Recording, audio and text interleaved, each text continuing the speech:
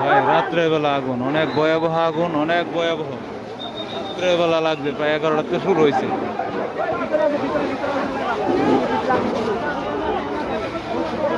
আমরা প্রায় আগুনের নিকটে দাঁড়ানো।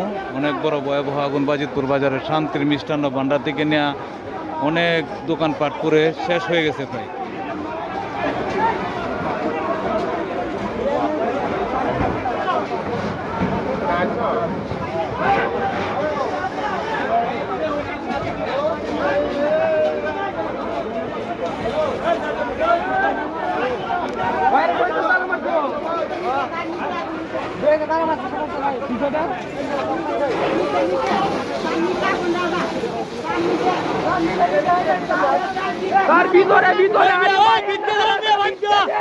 ভিতরে ভিতরে